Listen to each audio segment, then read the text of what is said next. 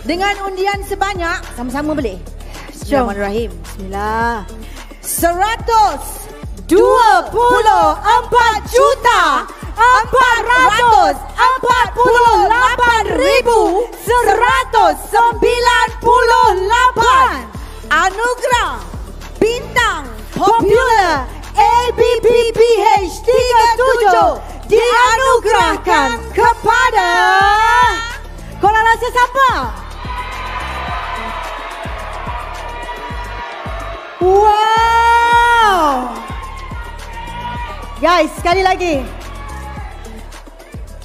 Anugerah bintang popular ABPPH 37 jatuh kepada Ernie Zakri.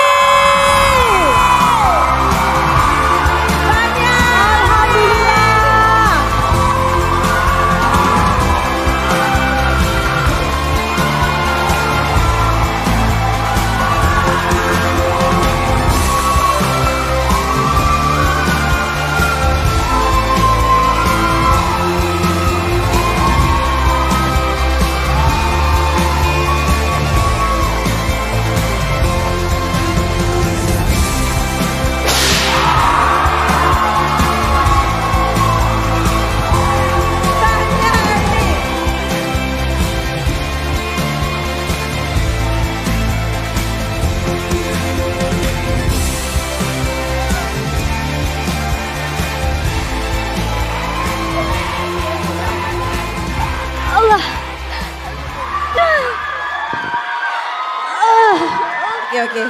Baik. Kita bagi ni satu ketenangan dan okey, kita nak bagi tahu juga hari ini Ernie bukan saja dapat trofi tetapi Ernie ini adalah hadiah istimewa pada malam ini buat Ernie sayang. Okey, cari nafas. Okey. Penonton semua, Ernie menerima ini dia Pewter ABPPH dengan bentuk score music dengan ukiran lengkuk bermotif real, filem seberat 1 kg tertera gelaran anugerah bintang paling popular yang dihasilkan Temasek Pewter dan wang tunai berjumlah RM30,000. Silakan Ernie. Okey, silakan. Saya balik dulu tadi sebab saya memang tak pernah dalam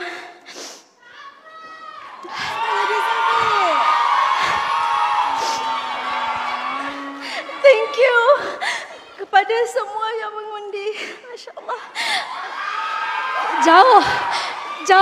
Jauh sungguh fikiran saya untuk dapat ni. Tapi tak boleh nak cakap. Thank you. Terima kasih. I appreciate all of you. Doakan saya semoga saya dapat buat yang lebih baik. Thank you. Terima kasih.